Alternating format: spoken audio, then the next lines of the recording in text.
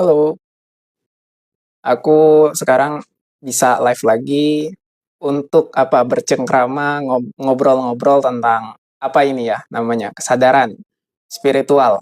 Apapun lah ya sebutannya. Soalnya kalau disebut bias lagi nanti dengan pikiran, pikiran menyangka ini adalah sebuah ajaran, adalah sebuah keyakinan lagi padahal ini hanyalah pondasi, hanyalah dasar yang sebenarnya setiap orang mengalaminya, setiap orang itu memilikinya, tapi karena terlalu lama berdialog dengan pikirannya sendiri, dengan emosinya sendiri, dengan semua label itu yang meninabobokan, akhirnya lupa dengan jati diri yang sudah alami, yang nyaman, yang tenang, yang hening.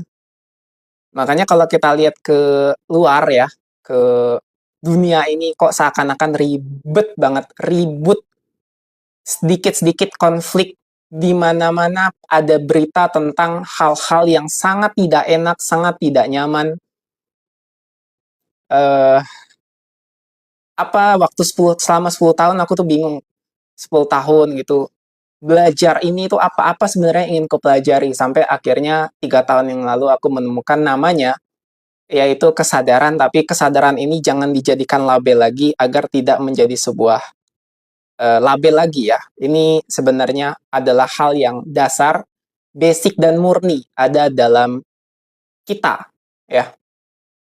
So, apa yang akan kubahas pada malam hari ini kita sambil inilah, sambil perkenalan lagi, sambil bebas karena mengingat-ingat masa lalu lagi dan juga kan puasa ya besok ya. Nah, ada ada ininya juga, ada pembahasan sedikit gitu ya. Berarti aku akan bilang malam ini aku minta maaf bagi siapapun yang mungkin eh, berpuasa, tapi pembahasannya di malam hari ini itu merujuk bukan pada agama, tapi lebih kepada kesadaran esensi kenapa kita berpuasa. Yang mana aku pribadi, misalnya nih kalau ngomong ke aku pribadi, jangan ke orang lain, jangan ke orang. Aku berpuasa tidak mencari pahala, tidak ada yang sah atau mengesahkan bahwa aku telah berpuasa atau aku berpuasa. Terus intinya berpuasa itu bukan sesuatu yang ritual. Itu menurutku. Silahkan jangan sampai ini apa namanya melabeli lagi, tapi ini hanya sekedar prinsip dasar dari kesadaran. Karena puasa bagiku esensinya apa? Esensinya kalau kita merujuk kepada ibadah-ibadah yang dilakukan tokoh atau sosok seorang Nabi Muhammad yang kalau misalnya sholat sampai berjam-jam, sholat itu sampai kakinya bengkak-bengkak, itu kenapa? Karena ekspresi kesadarannya melihat atau mengalami, menyaksikan bahwa ada ketuhanan yang maha besar. Dengan berpuasa, itu kita lebih enjoy, lebih bisa menikmati keheningan dalam kedamaian, sehingga aku akan bilang di sini, esensi daripada puasa itu kamu tidak marah, bukan tidak boleh marah.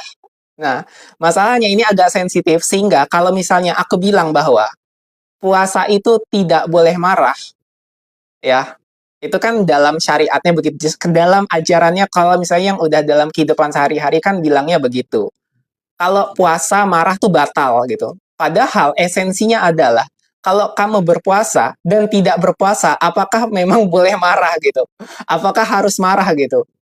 Nah, jadi puasa atau tidak puasa, coba sadari dulu keadaannya, kondisinya. Dan ketika berpuasa pun, esensinya itu tidak marah, bukan tidak boleh marah. Kenapa? Karena memang kondisi kealamian kamu tuh tidak marah, tenang, hening.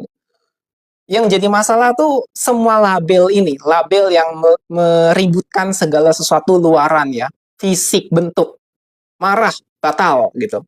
Padahal ini tentang kondisi batin, hati. Kan nggak ada yang tahu kamu marah atau enggak. Jangankan marah, kan nggak ada yang tahu kamu makan atau enggak. Ya kan? Apalagi marah gitu. Marah tuh bukan kondisi ketika kamu berpuasa terus marah batal gitu. Enggak, ini kondisi batinnya. Kalau tenang, batinnya nyaman, ya kan misalnya Aku dipukul, gitu kan? Batal nggak? Aku marah nih. Ya nggak usah marah, coba kamu dipukul ya pukul balik. Atau eh, lapor damkar ya, lapor polisi gitu kan. Tindakannya apa gitu, bukan emosinya. Karena emosi itu kamu ketika kita sudah bicara tentang kesadaran, kamu total mengalami emosinya, bukan hanya separasi dari sekedar marah, benci, apapun lah emosinya, takut, khawatir, stres, semua emosi-emosi itu, kamu bukan lagi emosi itu, kamu yang sadar bahwa kita yang mengalami ruang atau nuansa dari emosi. Kalau ini diterapkan dengan baik, ya, esensinya, jadi akhirnya diajarkanlah dengan cara berpuasa. Ini kan esensi nih. Lebih tepatnya sebuah kesadaran yang sudah diajarkan pada masa lampau. Ini kesadaran ya. Maka yang wajib untuk disadari itu bukan soal kegiatannya tapi esensinya. Jadi nggak hanya sebatas bahwa oh aku berpuasa terus beribadah. Nah makanya tadi aku disclaimer dari awal, tolong jangan marah karena ini adalah kesadaran ya, yang masuk dalam kesini pasti sudah bisa dibilang tahu lah ya, kenal lah ya, mengalami kesadaran bahwa inti daripada apapun yang kita lakukan itu ekspresi dari dalaman batin. Maka mau berpuasa, mau tidak gitu, itu bukan soal labelnya, bukan soal nih kegiatannya, tapi soal batin. Sehingga terserah kalau mau puasa boleh, mau tidak puasa juga nggak masalah. Yang jadi masalah itu adalah ketika maksa maksa orang berpuasa, menghargailah yang berpuasa, sampai akhirnya kalau ada orang jualan makanan ditutup-tutup. Wah, ini kan bahaya. Ini bukan berpuasa itu. Itu sangat berbahaya. Jadi, tapi karena ini sudah menjadi budaya ya, sudah menjadi kebiasaan, maka sulit sekali disadari oleh masyarakat kebanyakan karena menyangka ini adalah ritual, ibadah, kewajiban yang konsekuensinya pertama neraka, kedua takut diazab, ya akhirnya akan selalu jauh daripada esensi daleman kesadaran itu sendiri. Nah, itu kan yang berbahaya itu. Dan tanpa perlu dibicarakan lagi, ini sudah menjadi sebuah fakta kan, bahwa ya begitulah, dijudge gitu, dilabeli bahwa ini kan berpuasa. Jadi harus ada batasan bagi orang-orang yang membuka toko makanan gitu, ditutupi gitu.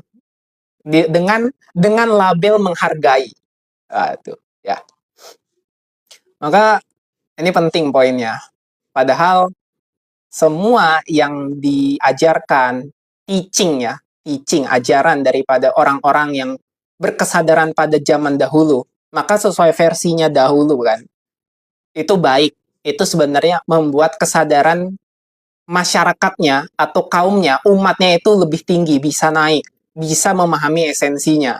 Tapi kalau sekarang kan jadinya hanya sekedar ngikut-ngikutan, bukan esensi, yaitu apa? Balik lagi, label yang itu ego, pendaman batin yang terus hanya diwariskan tanpa melihat mengalami esensinya. Aku mau to the point gini, ya kan? Nih aku mau to the point. Kalau misalnya mau melihat atau mengalami sesosok nabi itu, kalau misalnya kamu mempercayai bahwa nabi itu adalah sosok yang ditunjuk oleh Tuhan, maka coba ya alami sebagai kenabiannya, bukan sebagai nabinya, bukan sebagai label nabinya, tapi coba alami kenapa Nabi Muhammad ini melakukan itu. Ini kalau versi Islam ya, kalau yang Islam. Kenapa dalam waktu ya 22 tahun ya, waktu yang cukup panjang itu membuat kurikulum ibadah-ibadah ini. Nah, ini penting. Kenapa? Karena kalau kita mau bicara tentang sirah nabawiyah, Nabi Muhammad itu dari kecil itu sudah sering banget bermeditasi di Gua Hiro dari sejak umur 15 tahun. Bayangin, umur 15 sampai umur 40. Berarti ya, bukan hanya sekedar mengenali atau menyadari diri, ini sudah mengalami diri. Mengalami diri. Jadi kalau misalnya mau benar-benar serius mendalami esensi, apa hakikat dari tujuan, apa hakikat dari manfaat ibadah yang selama ini kita lakukan, saya sebagai muslim, itu mengalami dulu Nabi itu seperti apa, gitu.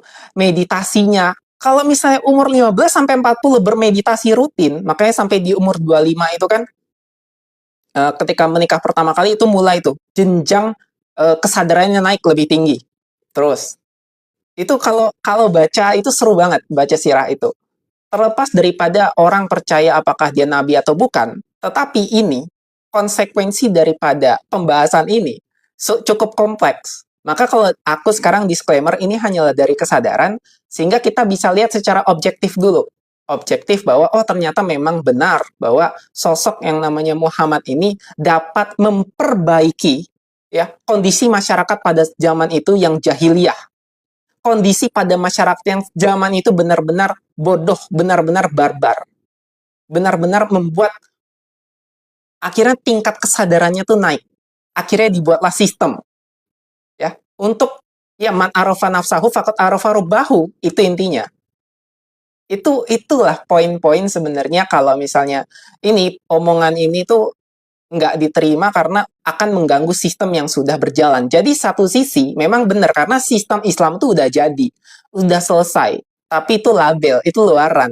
Sistem yang dibuat untuk, bukan untuk ya, sistem yang dibuat karena akhirnya sistem ini itu warisan kan dari masa lalu ya.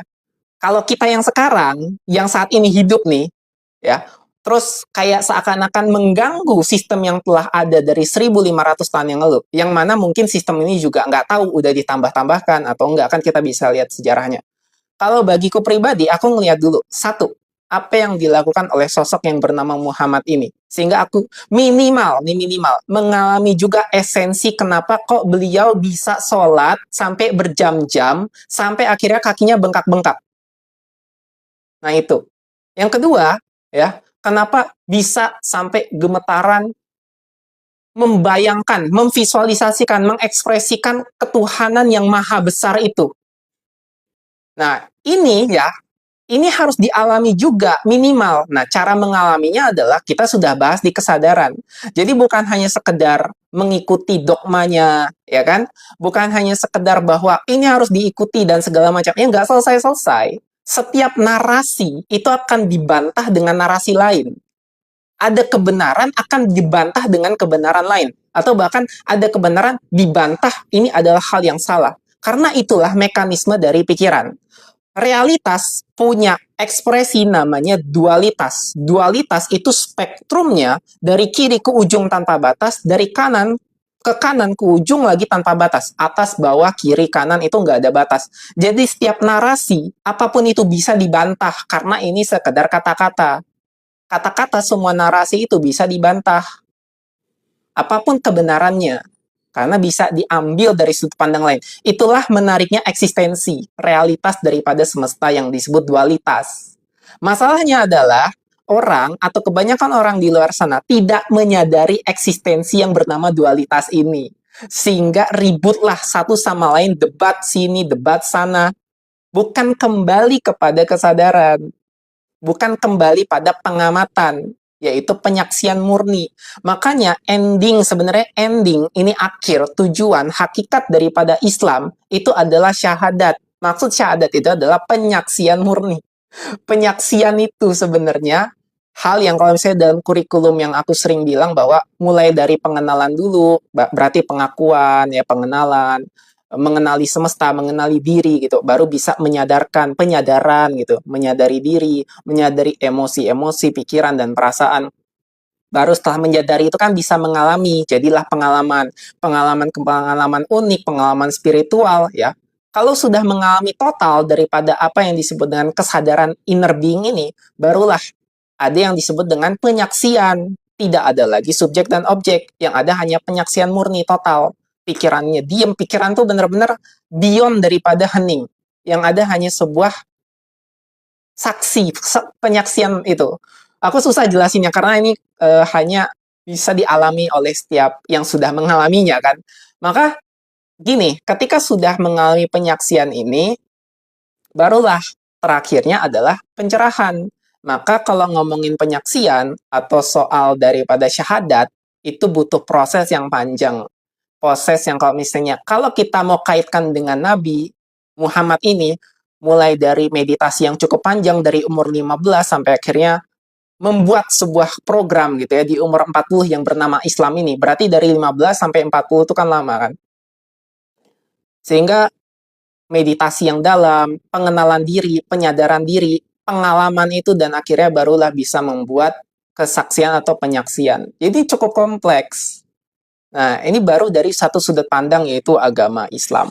Maka eh, disclaimer juga ini kita berbicaranya tentang apapun yang kita sebut pada malam hari ini yaitu tema kesadaran, sehingga aku minta maaf bagi siapapun yang mungkin kalau misalnya tidak setuju nggak apa-apa, itu sangat wajar. Yang aku minta maaf adalah kalau misalnya kalian atau Anda, kamu itu tersinggung. Jadi aku minta maaf ya kalau misalnya ada yang masih merasa tersinggung. Jadi aku minta maafnya di situ. Bukan soal apa yang aku katakan ini. Karena apa yang aku katakan sama kalau kita mau bernarasi, narasi itu bebas saja. Apalagi narasi yang kubawa adalah tentang kesadaran. Maka, tetapi aku juga tahu bahwa semua sistem itu adalah hasil ekspresi daripada label atau ego itu sendiri. Maka seperti halnya kita punya tubuh, kita punya fisik, ini merupakan label atau ekspresi ego daripada kesadaran itu sendiri, baik itu nama, identitas, wajah, suara ini ya. Makanya ketika aku bersuara, suaranya kok cempreng gitu, itu juga ekspresi, tidak ada masalah. Yang komentar juga adalah ekspresi ya. Jadi kok suara laki-lakinya enggak terlalu berat gitu, mau gimana? Gitu. Ya ini sudah suaraku ekspresi daripada kesadaran itu sendiri, labelnya begini.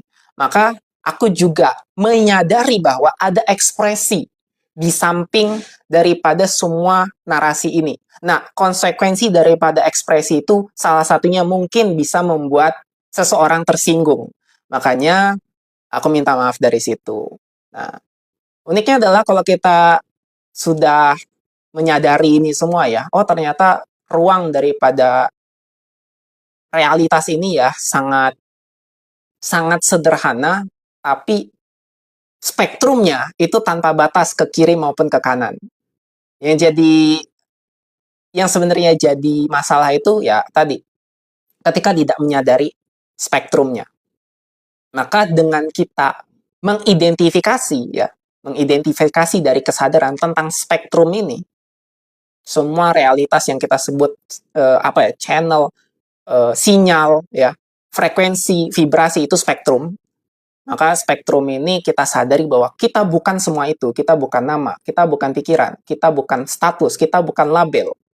Nah, kita yang mengamati itu yang berperan melokal lagi sebagai siapa diri kamu, identitasnya gitu. Jadi, kita coba sedikit aja gambarannya gini. Ada kesadaran, ya. Bayangkan kesadaran. Kesadaran yang tanpa batas, nggak ada luar dalam, yang ada hanya kesadaran. Tanpa bentuk, hening, total. Kalau misalnya dianalogikan, banyak sekali yang bilang bahwa ini seperti lautan, yang hanya ada lautan, gerakannya adalah ombaknya. Atau analogi selanjutnya adalah analogi bahwa hanya ada layar film, layar aja, hanya ada layar doang. Ya. Lalu layar tersebut menampilkan film atau menampilkan gambar bergerak. Nah, itu gerakannya, ekspresinya. Poinnya dari sini adalah semua kesadaran itu, yang satu kesatuan ini adalah kesadaran itu membuat sebuah cerita. Membuat sebuah label-label untuk mengekspresikan dirinya sendiri. Maka dari sini kita bisa analogikan kepada diri kita, dari yang paling dekat dengan kesadaran kita, yaitu adalah kesadaran melokal. Melokal tuh apa ya? Mengeraskan diri, mengecilkan diri, mematerikan dirinya, kesadaran mematerikan dirinya, ya, menjadi sebuah sudut pandang. Nah, sudut pandang ini, ya, dia akan membentuk ratusan ini kesadaran-kesadaran, atau bahkan kalau misalnya dari inner being kita sebutnya jiwa, bukan ratusan lagi, banyak sekali jiwa gitu ya. Ini kalau kita ngomong pakai konsep jiwa gitu ya, dari kesadaran, ruh tanpa batas gitu, masuk menjadi ruh, terus menjadi jiwa, jiwa itu berarti setiap dari kita itu. Yang seakan-akan terpisah-pisah gitu ya. Setelah dari jiwa, jiwa ini dia punya berbagai sudut pandang. Sudut pandang. Nah, yang jadi masalah adalah, nggak masalah, ini naturalnya begitu.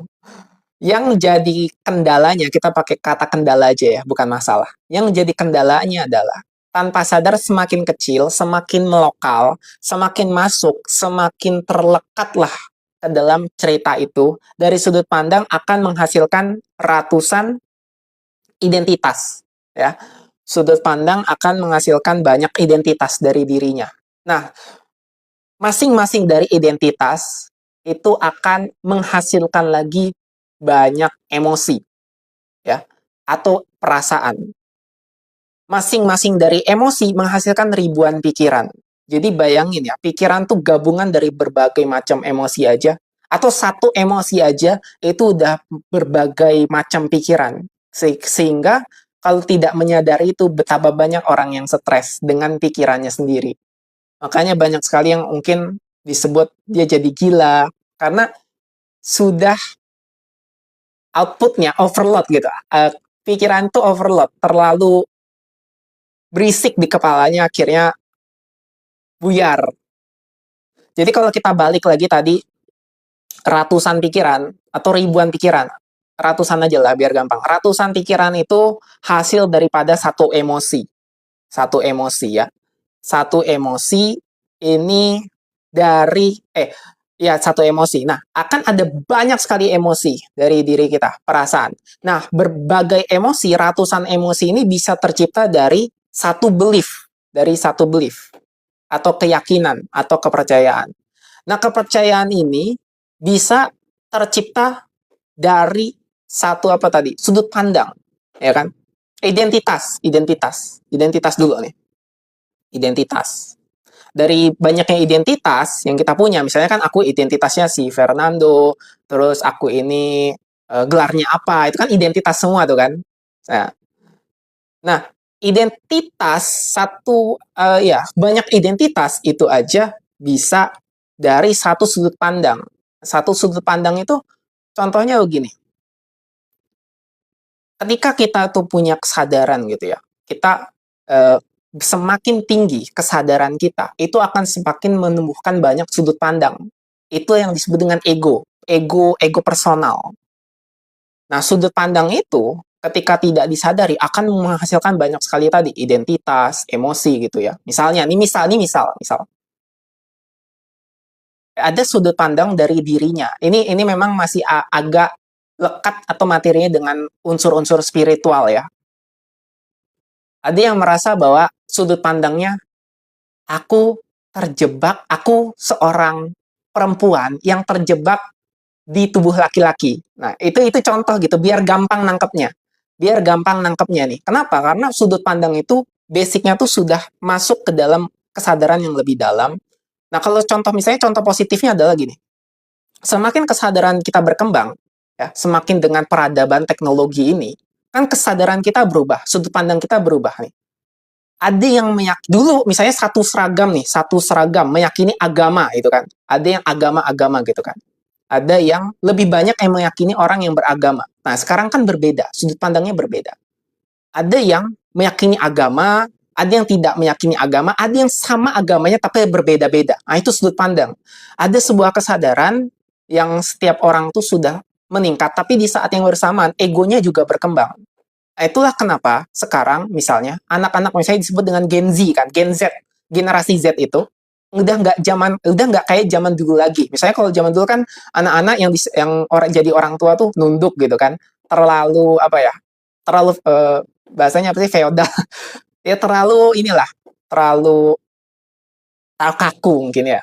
Aku nggak tahu bahasanya itu, nanti takut salah. Jadi kalau aku generasi milenial, terus aku melihat bahwa generasi Z itu bagaimana, ya kan seakan-akan nggak mau diatur mungkin, atau sudah punya kebebasan ekspresi sendiri. Nah, itu sudut pandang.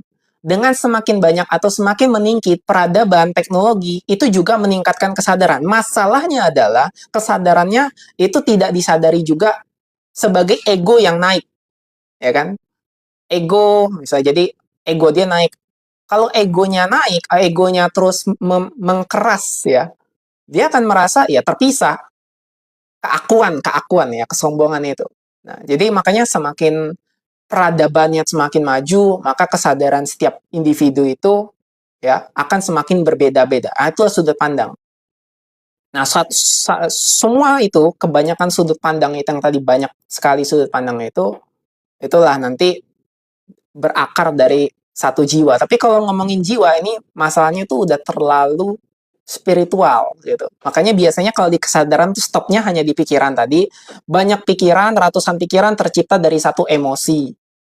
Ratusan emosi tercipta dari satu belief, keyakinan. Nah, banyak belief itu tercipta dari satu identitas. Nah, banyak identitas tercipta dari sudut pandang.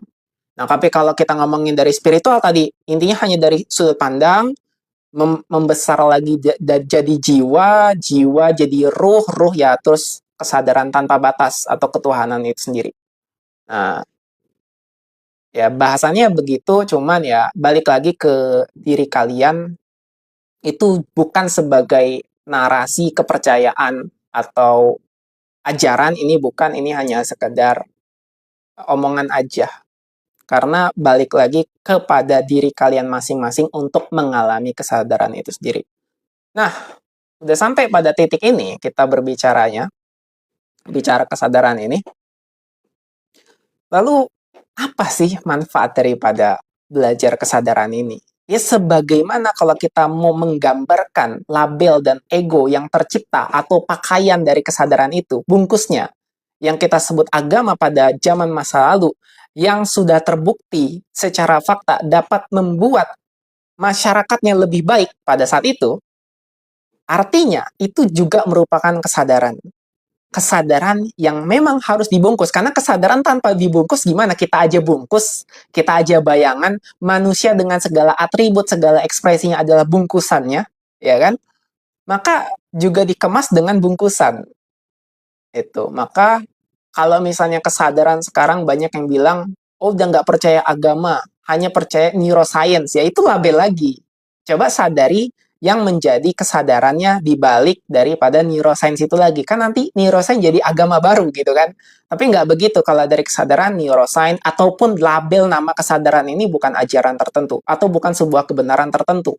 Ini hanyalah diri kita yang nggak bisa jelaskan sebenarnya. Tapi, ya, oleh karena itu, karena kalau nggak bisa jelaskan, nggak menarik. Ngapain gitu? Nggak ada pikirannya, nggak dibahas. Ya iya, makanya harus ada pikiran, harus ada pembahasan, harus ada pendebatan gitu kan. Harus ada ekspresi gerakan itu. Maka ada bungkusnya. Maka kalau kita gabungkan atau kita kaitkan dengan apa yang disebut dengan agama dulu itu adalah bungkusan dari kesadaran pada zaman itu dan berperan sangat baik, sangat bagus pada zaman itu, bagaimana dengan kehidupan kita sekarang yang lebih relevan dengan keadaan kita saat ini? Nah itu. Apapun kita bentuk namanya kesadaran itu, mau pakai sekarang ada yang namanya modalitas kan, modalitas itu segala apapun institusi, lembaga, atau sebuah judul yang mengajarkan kesadaran, ya, maka itu merupakan bungkus juga ekspresi. Nah, untuk membuat kita belajar tentang tekniknya, tentang labelnya, tentang materinya, itu nggak ada masalah.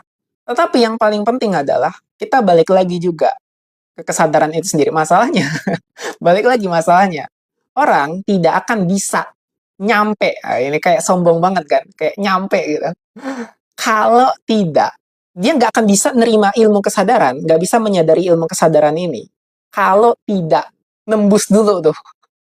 Makanya gampang ya banyak sekali orang-orang yang sekarang mengajarkan kesadaran di zaman ini bilang, sadari saja atau praktekkan saja. Praktekkan aja ilmunya, tekniknya, itu doang. Karena dengan mempraktekkan ilmunya, dengan mempraktekkan cara-caranya itu, pelan-pelan akan ngebentuk atau nembus tuh kesadaran yang tadinya masih pola lama atau nggak bisa nembus kesadaran yang lebih tinggi, nembus. Nah, jadi bisa meluas, melebar, periferal. Oh, ini maksudnya. Oh, kesadaran tuh itu. Dan tanpa sadar, walaupun ini kesadaran, kita pakai istilah tanpa sadar, akan membuat diri kita sebagai individu, lingkungan kita, ya kan? Dan akhirnya merebak ke banyak di sekitaran kita untuk membuat diri kita lebih baik. Jadi kita akan lebih minim mendengar kata istilah yang tidak nyaman. Negara dengan pendidikan atau ketertinggalan pendidikan selama 120 tahun. Atau negara yang sangat minim fasilitas pendidikan atau kesehatannya. Negara dengan masalah-masalah dari ujung sampai ujung dengan satu kata yaitu korupsi ya. Kenapa bisa begitu ya? Karena ketidaksadaran. Jadi begitu. Aku jadi keingat masalah ketika aku masih juga idealisme karena aku beberapa kali kan masuk kantor ini ya karena tidak bisa tidak mau untuk ikut-ikutan begitu ya, akhirnya akan dilengsarkan nah gitu kan. Akhirnya aku menyadari apa yang salah. Waktu itu aku masih menyalahkan diriku sendiri. Misalnya 5 tahun belakangan itu, apa yang salah dengan diriku ya? Kenapa aku nggak mau ikut-ikutan seperti ini, jalan yang mereka itu gitu. Apakah ada yang salah dengan diriku? Nah, ternyata setelah ku ekspresikan semuanya lewat kesadaran, bukan soal salah dan benar, itu pun juga tidak salah. Misalnya korupsi nggak salah. Loh, kok gitu? Karena ini adalah basicnya tentang kolektif yang sudah terjadi, yang sudah menjadi realitas, yang sudah menjadi akar atau kebiasaan. Itu tadi karena ketidaksadaran. Maka eksistensiku di sini, peranku yang lahir di tempat ini, di lokasi ini, di ruang waktu ini, ya bersama-sama dengan hal ini. Gitu kan? Nggak bisa melawan sistem, tapi kita bisa menyadari sistemnya. Dimulai dari menyadari diri sendiri. Maka dengan menyadari diri sendiri, kita bisa lebih enak untuk merespon, ya, bukan reaktif lagi. Kalau reaktif tuh kayak seakan-akan kita menolak, ya, menolak ini tuh negatif, ini buruk. Dalam kesadaran ya, kita hanya merespon, hanya ada kesadaran itu sendiri sehingga kita jadi lebih tenang, jadi lebih aman, lebih lebih nyaman dengan diri kita sendiri. Walaupun misalnya yang kita lihat adalah tanda kutip negatif gitu. Nah, berarti kan dimulai dari diri sendiri nih. Ini tentang diri sendiri, bukan tentang sosok-sosok di luar sana yang misalnya disebut dengan Nabi, ya, Muhammad, Yesus, Buddha. Ini bukan tentang mereka. Ini tentang dirimu yang mendengar tentang semua sosok itu. Coba bayangkan ketika bayi, ya, kita tuh dengar apa? Apa yang kita ketahui tentang sosok-sosok yang tercerahkan itu? Sampai akhirnya menjadi informasi dalam diri kita. Sampai akhirnya menjadi sebuah label dalam diri kita. Maka ini bukan soal mereka. Tapi kalau sekarang kan salah paham bahwa akhirnya harus mengikuti mereka. Jadinya melekat dengan sebuah label. Padahal tentang diri kita, apa yang kita dengar, apa yang kita rasakan, apa yang kita alami, dengan mendengar semua informasi tentang orang-orang yang tercerahkan itu. Ya kan? Ketika balik lagi ke diri kita, oh esensinya apa? Apa yang kita sadari? Apa yang bisa kita peroleh? Manfaatnya apa? Yaitulah kesadaran untuk diri kita sendiri. Otomatis, ya, kita memang tidak menggampangkan hal ini seakan-akan kayak, oh, gampang ini, merubah masyarakat. Oh, Nabi Muhammad saja merubahnya 22 tahun. 22 tahun gitu. Nah, itu dia. Akhirnya dimulai dari diri sendiri. Kalau nanti kita mungkin ada yang tertarik seperti berbicara, oh kalau belajar kesadaran bisa bikin tambah kaya. Ada yang tambah miskin juga kok. Masalahnya bukan itu, soal bukan kaya atau miskin. Tapi apakah kamu bisa melihat dirimu lebih, kamu bisa melihat dirimu lebih sadar terhadap dirimu sendiri itu. Apakah bisa mengalami diri lebih aware, lebih luas. Sehingga nanti ya konsekuensinya atau efeknya, aku nggak bilang ini pasti atau enggak, karena ini sangat variabel, faktornya sangat kompleks. Bisa terjadi keberuntungan, hoki, rezeki tiba-tiba, karena dari awal rezeki itu kita udah miliki, kita udah punya. Semua katakan ya, keberlimpahan itu, keselarasan, ya rezeki itu kan semua kita udah ada. Kita lahir ini tiba-tiba di sini. Kita tiba-tiba lahir, tiba-tiba sadar, ya, tiba-tiba meninggal, tiba-tiba di sini tuh, ya tiba-tiba tuh bukan berarti kayak seakan-akan kok tiba-tiba gitu. Nggak tiba-tiba, semuanya ini udah ada jalan, sudah ada alur gitu. Nah, masalahnya dari alur ini, kesadaran kita itu di level yang mana, sehingga menciptakan atau mengikuti spektrum di aliran yang mana. Apakah kesadaran yang rendah, atau kesadaran yang tinggi, atau kesadaran yang non-dualitas, non-duality itu. Nah, itu pilihannya sebenarnya. Pilihannya balik lagi dari kesadaran atau free will itu sendiri. Masalahnya semakin orang terjebak pada ketidaksadaran, dia semakin tidak punya free will. Karena terhambat oleh segala pendaman, pikiran, dogma, ketakutan, kekhawatiran. Yang mana akan menimbulkan gerakan yang akan semakin membuat frekuensi kesadaran lebih rendah. Takut ini, takut itu. Solusinya ya karena ketakutan hanya ada di depan matanya, hanya ada di gambaran di sini, di depan wajahnya. Ya berarti kalau aku takut nggak punya uang, karena aku takut diremehkan orang, karena aku takut ini, takut itu, ya, maka tidak ada jalan lain dengan mengikuti jalan di frekuensi yang sama, yaitu frekuensi yang rendah. Maka terjadilah maling, terjadilah pencurian, maka terjadilah korupsi, maka terjadilah rasisme, maka terjadilah nggak akan ada habisnya. Karena itu satu keselarasan daripada frekuensi yang kita sebut dengan spektrum vibrasi yang rendah itu. Maka kalau kita sebenarnya apa sih yang mau dikatakan di kesadaran itu, nggak ada ya, kayak maunya enaknya diem, tapi ya kalau ini kan ekspresi juga, maka harus disampaikan dengan gerakan ngomong ini. Nah, untuk sama-sama ya, sebenarnya ini bukan sebuah hal yang baru, bukan sebuah hal yang seakan-akan new. Oh, enggak, ini dari awal kita sudah miliki, sebagaimana semua kesadaran dari sejak ribuan tahun yang lalu. Gerakannya saja atau labelnya saja yang seakan-akan berubah dengan istilah baru, kesadaran, ada ilmu lagi neuroscience, dan macam-macam. Untuk menyadari, mengingatkan bahwa ternyata kesadaran itu hanyalah satu hal yang sama, tapi ekspresinya kita bisa gerakan sebebas-bebasnya. Oke, mungkin aku baca-baca komen dulu sebelum melanjutkan pembahasan kita ya. Assalamualaikum Bang Fernando, baru lihat lagi nih live-nya setelah sekian lama. Waalaikumsalam ya Kak Navera. Iya, baru sempet, jadi mungkin aku akan minimal 2 kali seminggu ya sekarang. Karena program pembelajaran aku juga sudah mulai selesai. Tinggal 5 pertemuan lagi. Setelah itu nanti tinggal untuk membuatku mahir ya praktek sendiri aja gitu. Karena sekarang jadi bisa punya waktu luang untuk live, membagi-bagi schedule-nya. Minimal ya cobalah 2 kali seminggu ya. Rabu dan Minggu. Rabunya ngoceh-ngoceh ngomong-ngomong begini ya. Minggunya kita ada sesi meditasi untuk mempersiapkan hari Senin. Karena kan banyak sekali orang yang stres di hari Senin kan. Kita mencoba untuk membuat orang masuk ke live untuk ikut bermeditasi, atau kita membagikan energi kesadaran lewat meditasi pada hari Minggu agar orang-orang bisa mempersiapkan hari Senin untuk tidak stres, untuk tidak terbebani dengan semua pikiran, dengan semua emosi yang tayang di dalam kepalanya. Izin hadir Abang, siap Kak Novera.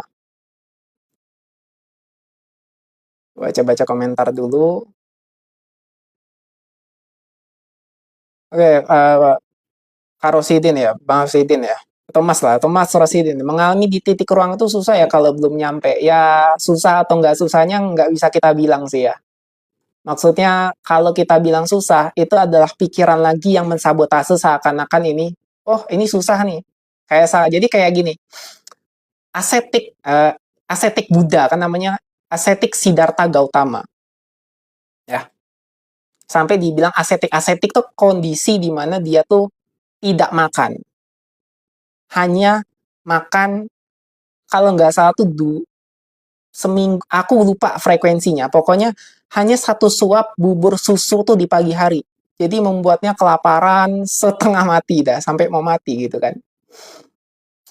Satu hari setelah 6 tahun melakukan ascetic gitu ya, asketik ya, ditawarkanlah sama seorang anak perempuan, anak kecil gitu. Kamu lapar, mau nggak nih? Sebuah semangkuk bubur susu itu kan.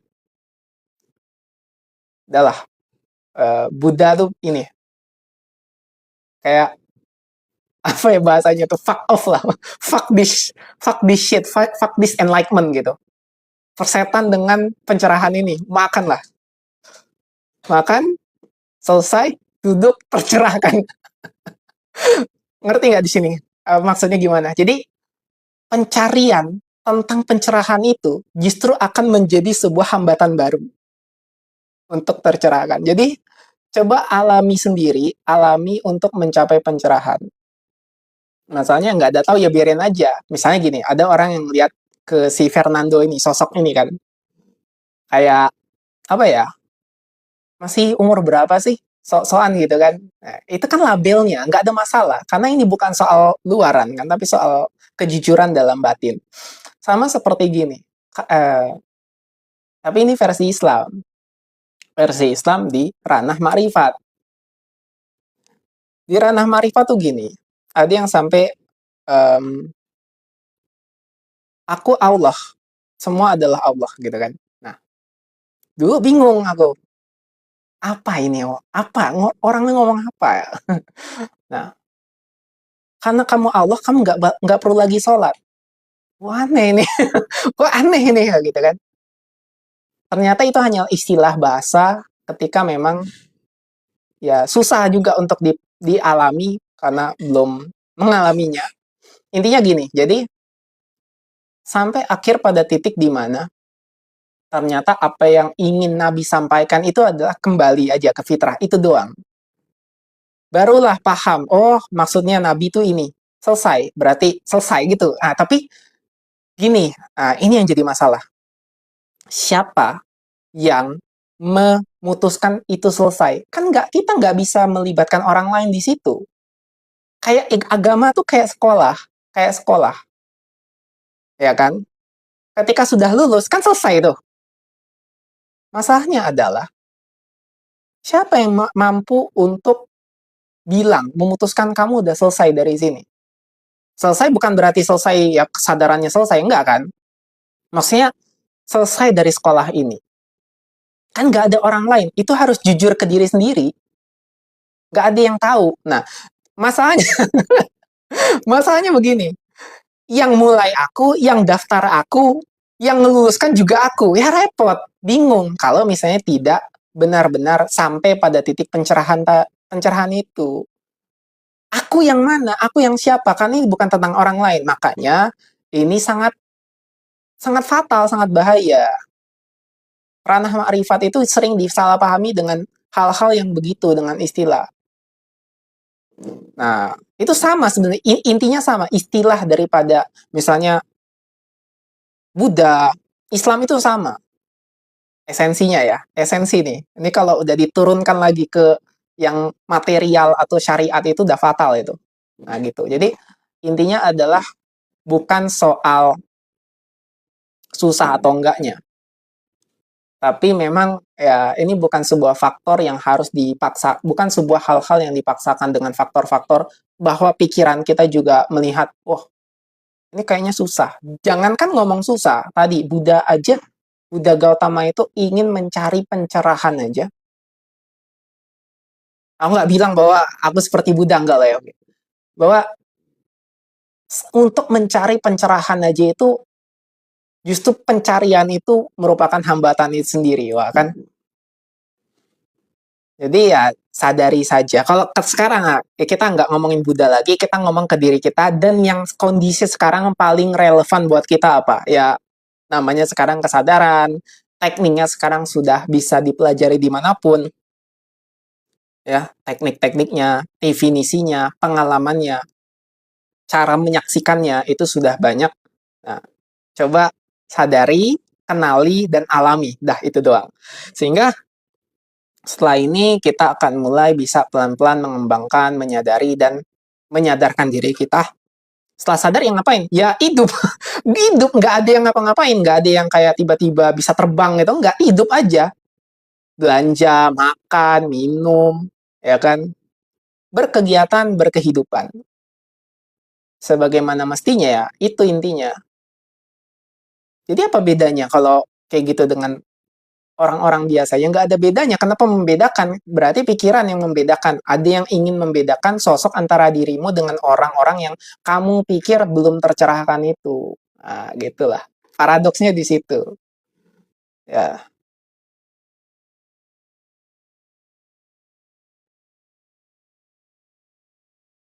oke.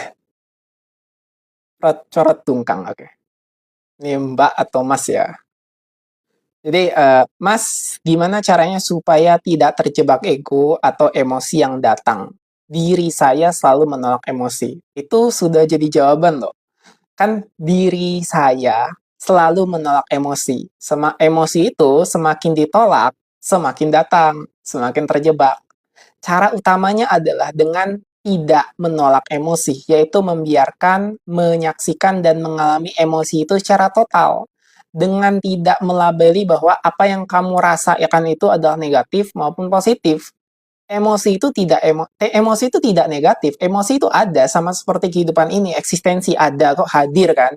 Jadi hadirkan, kalau misalnya kita merasa emosi ya hadirkan secara utuh, itu paling utamanya. Ketika butuh pikiran untuk membantu bagaimana cara menangani emosinya, maka ada teknik-teknik yang sering sekali dijelaskan oleh para orang-orang pemateri kesadaran di zaman ini. Tapi paling utamanya adalah kita sadari untuk tidak menolak emosi. Kenapa menolak?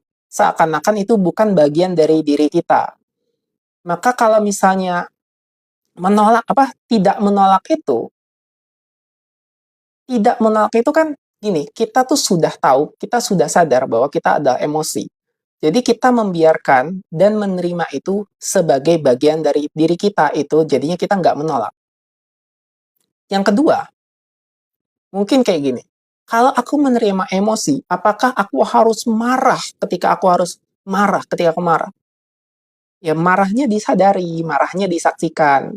Kamu bukan marah itu, kamu bukan kemarahan.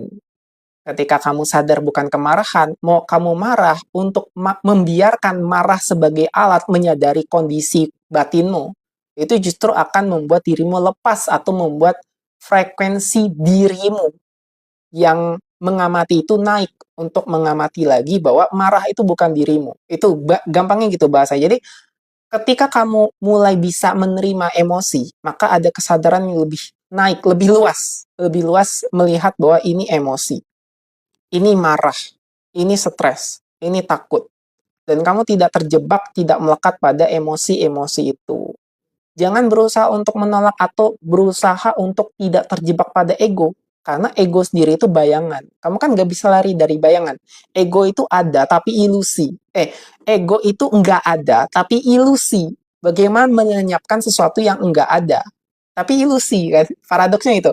Ilusi, kalau gitu, karena dia ilusi yang sebenarnya tidak benar-benar ada, maka kita juga bisa sadari itu sebagai bagian diri kita yang tidak benar-benar ada. Nah, karena ini tidak benar-benar ada tapi ada sebagai ilusi, maka pengalaman kita yang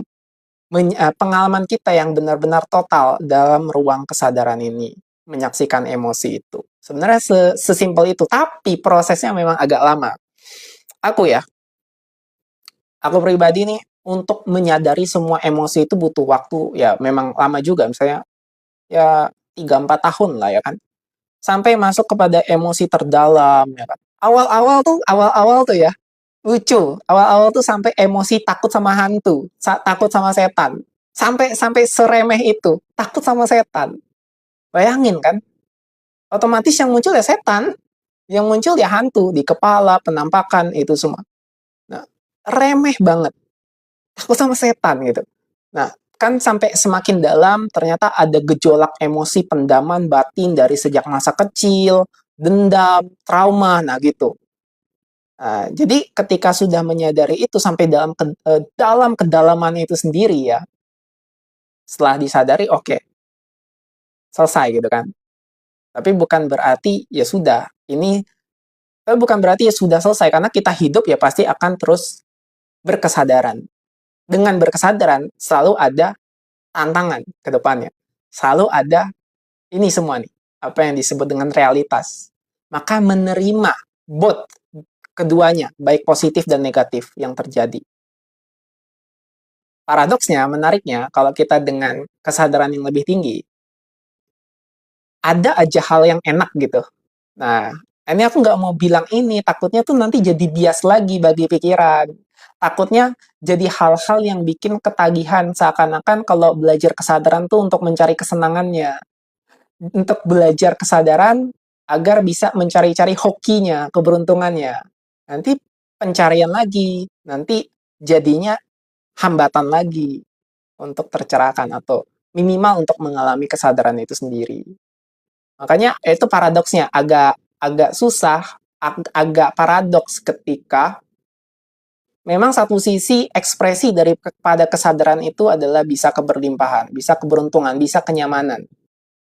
Tetapi bagi yang belum memahami, bagi yang mungkin baru di awal, mendengar narasi bahwa kesadaran ini bisa membuat kamu beruntung, ya kan? Bisa membuat kamu tiba-tiba dapat rezeki nomplok gitu, itu jadi sebuah pencarian baru, jadi sebuah hambatan baru, jadi sebuah ego baru. Maka kutampik dengan kalau kamu belajar kesadaran, bisa juga beruntung, bisa juga dapat musibah.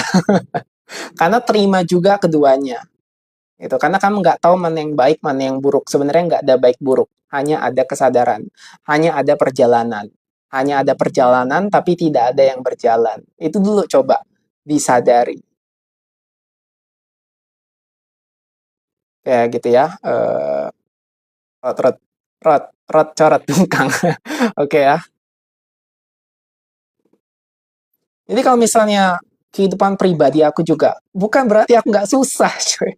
Aku berapa kali dipangkas, ya, aku dirumahkan itu udah berapa kali gitu.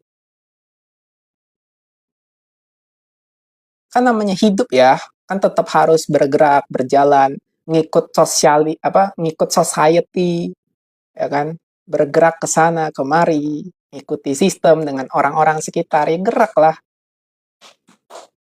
Namanya juga hidup di dunia atau realitas ini. Naik turun. Itu kondisinya surga itu kondisi. Bahas tentang apa kakak ya? Kesadaran. Kesadaran umum. Kita buka-buka lagi.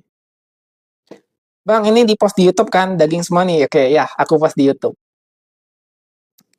Tapi sayangnya tidak semua orang yang paham kak sampai di sini. Ya nggak apa-apa. Ya sadari saja bahwa memang di sekitaran mungkin keluarga terdekat sendiri tidak semua paham. Ya nggak apa-apa. Memang bukan untuk...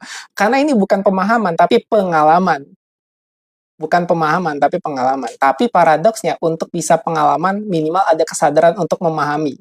Untuk ada pemahaman sedikit. Nah, itu kan berarti butuh setitik ada kesadaran yang tertarik, yang ingin untuk bisa berkembang. Paradoksnya lagi nih, biasanya orang-orang yang sudah sampai di titik ini karena problem masalah hidupnya banyak banget. Udah kayak numpuk-numpuk-numpuk gitu. Kalau mungkin ada orang yang percaya reinkarnasi gitu ya, dari sejak banyak kehidupan lalu gitu. Akhirnya punya kesempatan di sini untuk belajar, bisa melepaskan diri dari samsara. Ya, padahal kalau dari kesadaran ya bukan melepaskan diri dari samsara, tapi menyadari samsaranya. Berbeda karena ingin melepaskan sama dengan ingin lari lagi, ingin mendem lagi, dan ingin ya tadi kalau lari mencari untuk pelarian maka menjadi hambatan lagi. Assalamualaikum warahmatullahi wabarakatuh. Waalaikumsalam, Bang Arifin. Fin, iya, nyata yang dinyatakan. Oke.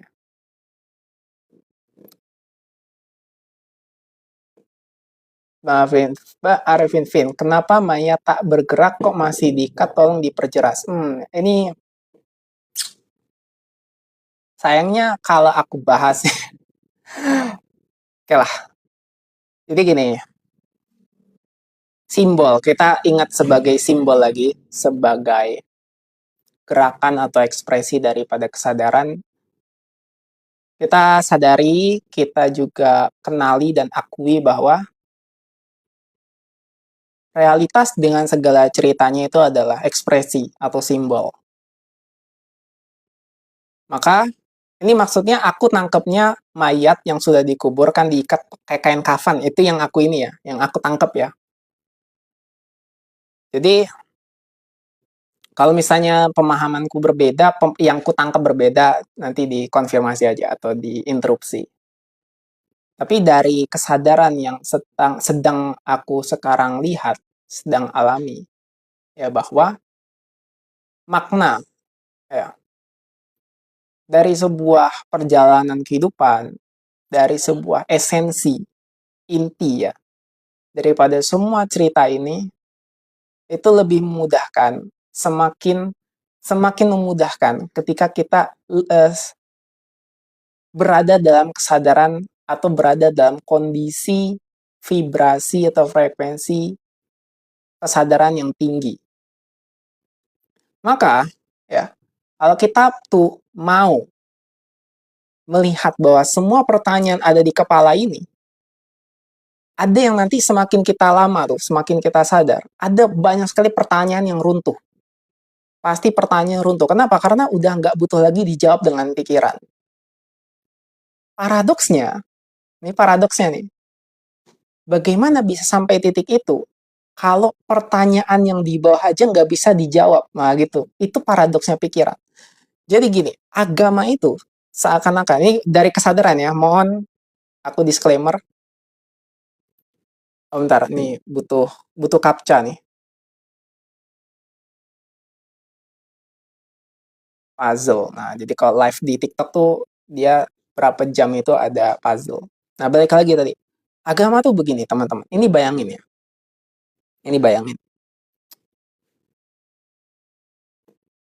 Ini bayangin jarum nih. Jarum. Nah, ini gini ya. Ketusuk cuk gitu. Ini agama nih misalnya. Ini agama, ini agama. Sorry. Ini masalah misalnya. Ini kita ada masalah. Masalah. Ada masalah. Ya, kan nancep nih ada masalah. Nah, satu-satunya cara untuk membuat masalah ini lenyap. Ini anggap masalah ini pikiran ya. Masalah yang sudah berlabel, bermanifest, bermater, jadi keras, jadi mater gitu, menjadi masalah ini dari pikiran. Itulah pikirannya. Satu-satunya cara untuk membuat masalah ini lenyap, karena ini dari pikiran, harus dengan pikiran lagi. Maka agama muncul. Ini agama.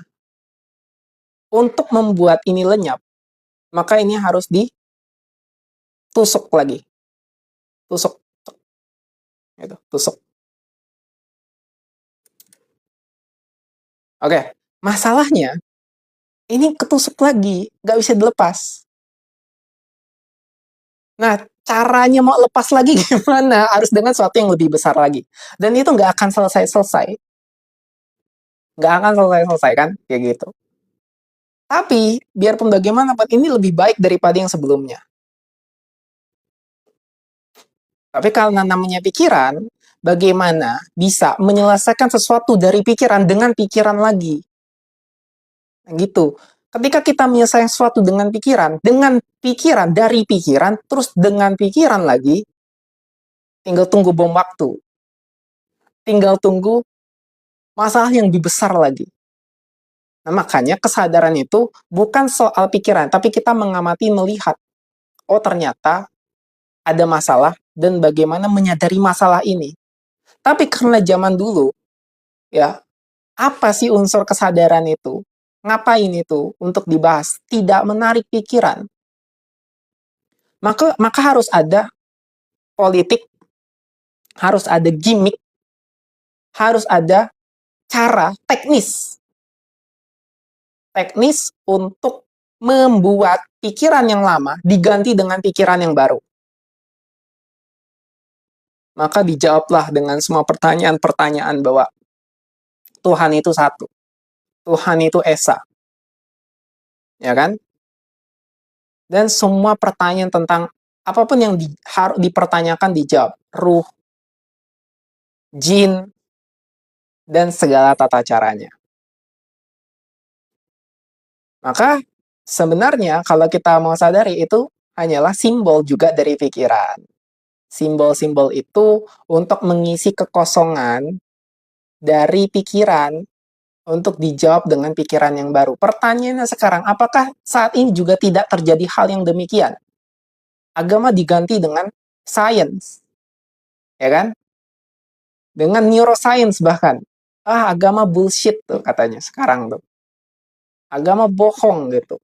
Maaf ya, saya bilang sebagai personal kesadaran individu yang bernama Fernando ini, sampai ada yang bilang bahwa nggak percaya dengan agama, bahkan menghina agama. Mohon maaf, aku akan bilang, jujur, ketika kesadaran orang saat ini menghina masa lalu yang sudah terjadi, maka kesadaran orang di zaman ini lebih rendah daripada zaman yang lalu. Kenapa? Karena orang-orang pada masa itu sudah melakukan hal yang terjadi, hal yang terbaik pada masanya. Hal yang sudah bisa dilakukan pada masa itu dengan sebaik-baiknya. Sudah hidup pada masanya. Maka orang-orang sekarang, itu ya aku bilang, kalau sampai menghina masa lalu, menghina yang sudah terjadi, itu fatal. Itu kesadaran yang rendah sekali. Gitu. Maka kita di sini sadar kita bukan masa lalu. Masa lalu itu ada sebagai bagian dari eksistensi. Sebagai bagian daripada apapun yang kita sebut dengan perjalanan cerita. Dari sini kita sadari bahwa sekaranglah untuk bisa kita berubah, menyadari apa yang sudah terjadi pada masa lalu, itu doang. Jadi kalau sekarang misalnya sampai ada yang nggak percaya agama, bahkan menolak atau bahkan menghina, itu kesadarannya lebih rendah daripada orang-orang zaman dulu. Itu. Jadi ini perlu disadari, kita sama-sama untuk segera menyadari itu. Nah, poinnya adalah sekarang untuk menjawab pertanyaan ini, bagiku simpel. Segala simbol yang udah tadi, cerita yang udah dialami tadi, ya kan? Berdasarkan kenapa ada simbol mayat nggak bergerak, kok masih diikat? Tergantung pemahaman dan gambaran apa yang menjadi pesan daripada itu doang. Ya kedengaran muter-muter kan, tapi ya gitu. Mau gimana lagi? Tadi poin penting aku ingin sampaikan tadi yang itu. Yang ini. Ini sama ini. Sadari, itu intinya apa? Sadari itu cuma semua pikiran.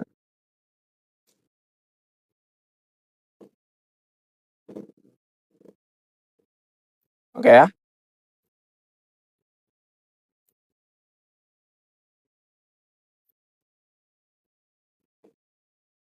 Doa atau doa nih? Doa kali ya. Doa saat diri ditidurkan, diri ingat apa? Ya, yang ingat apa? Sekarang yang diingat ketika tidur apa? Nah itu. Sadar sedang tidur ketika, misalnya lagi tidur. Lagi tidur, ingat nggak sedang bermimpi? Nah, kalau ingat, berarti kan sadar sedang bermimpi. Kalau nggak bermimpi, ngapain? Ingatnya apa? Itu. Gimana cara belajarnya? Oke, kurikulumnya ada 3 cara ya, Bang semesta ya. Gimana cara belajarnya?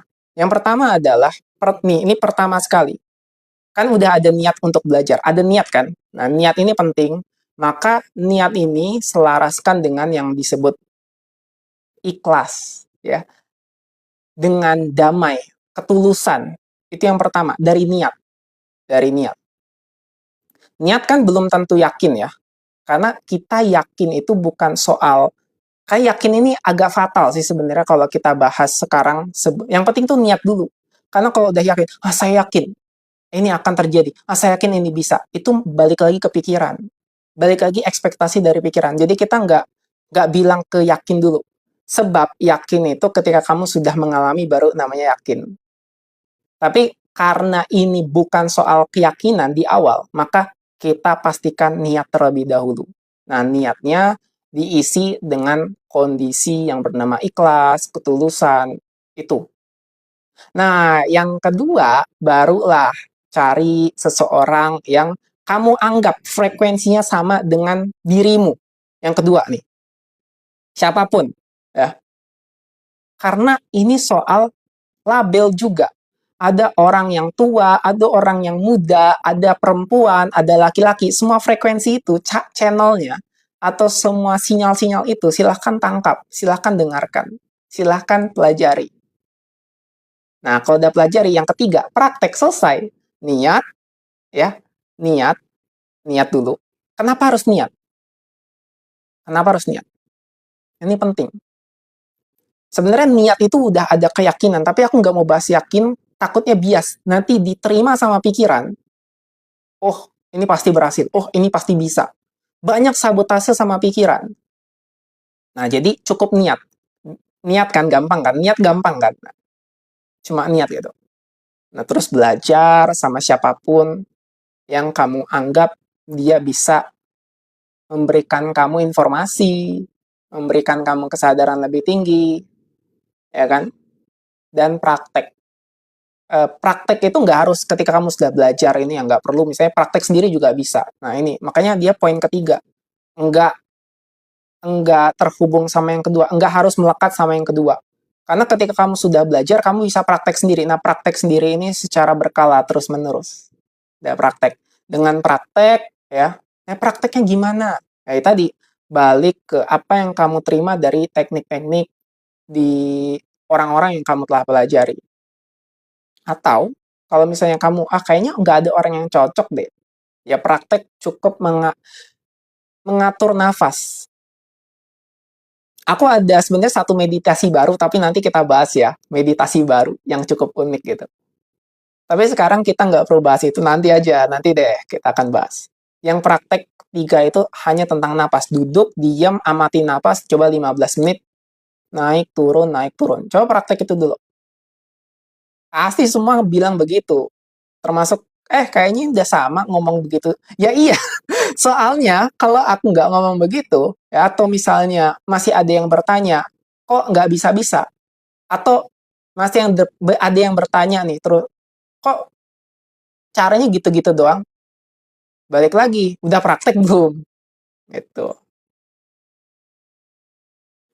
Lebih sadar maksudnya gimana? Oke, ini pertanyaannya bagus nih. Lebih sadar maksudnya gimana? Kita akan bedakan dulu kesadaran otak, kesadaran pikiran yang disebut dengan neuroscience. Ketika otak kita mati, kesadaran lenyap. Nah, tetapi kesadaran yang dimaksud di sini adalah kesadaran yang tanpa nama, yang kita sebut dari sudut pandang spiritual. Karena ini nggak ada namanya, maka kita coba melabelinya dengan nama kesadaran.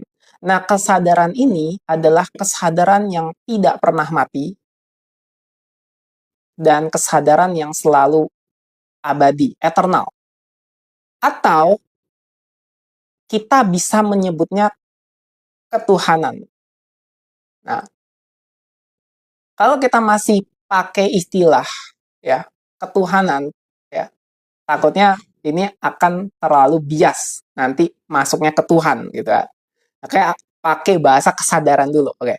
Nah, dari kesadaran ini kita pakai bahasa istilah kesadaran yang tadi kalau dikerucutkan, dilokalkan menjadi sebuah jiwa dengan narasi atau analogi ombak, lautan, film, dan layarnya.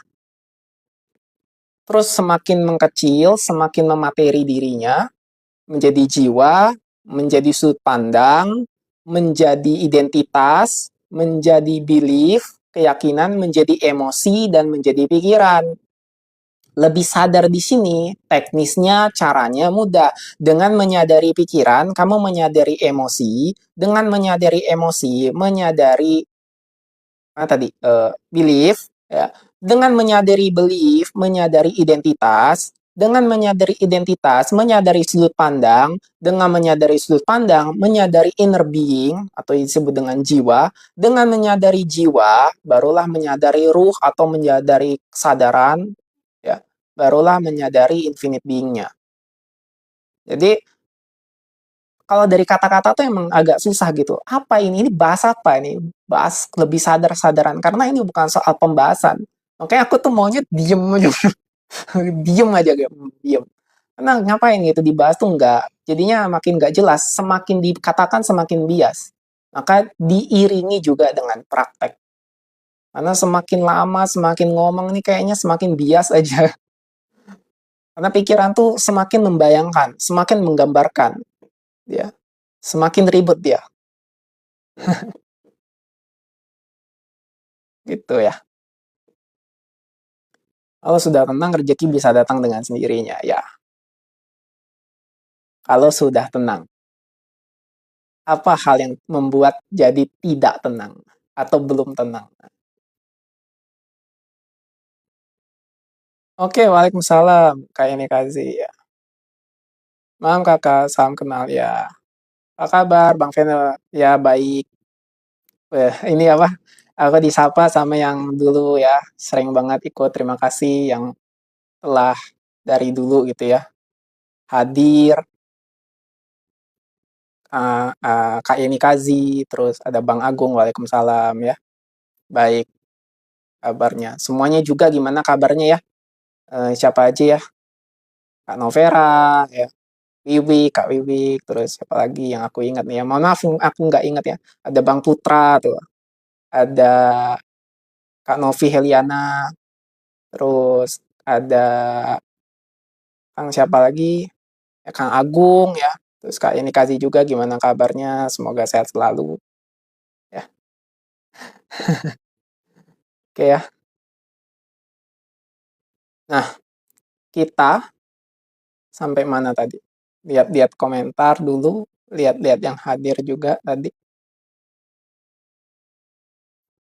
Oke, berusaha membersihkan semakin kacau. Iya, sebenarnya kalau kita terus berusaha membersihkan semakin kacau, kenapa? Karena kita malah mencari sesuatu dari tanpa menyadari si yang mencari. Ini siapa? Si yang berusaha mencari, identitas yang berusaha mencari ini siapa? Gitu.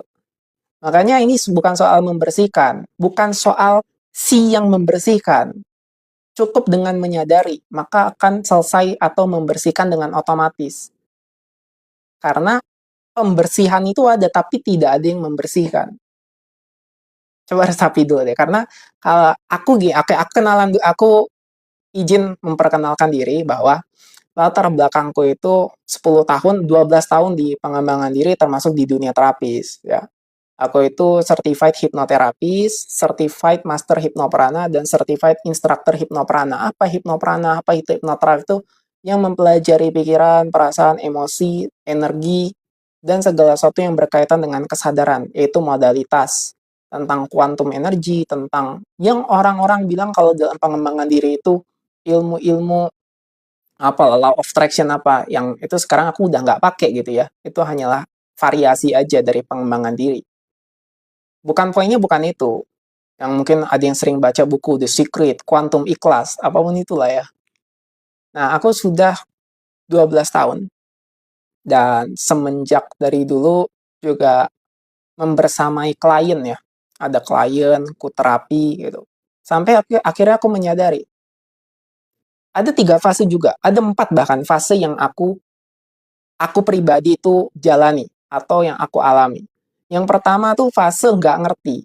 Ini apa? Tapi aku coba-coba aja. Karena awalnya. Otomatis ini aku masih dengan penuh kesombongan. Ya, awal-awal 2 tahun itu ya, aku nggak ngerti, tapi aku sombong aja, coba aja praktekan gitu kan. Tapi ini intinya tuh ke orang lain. Ke orang lain. Ya, ke orang lain. Sombong.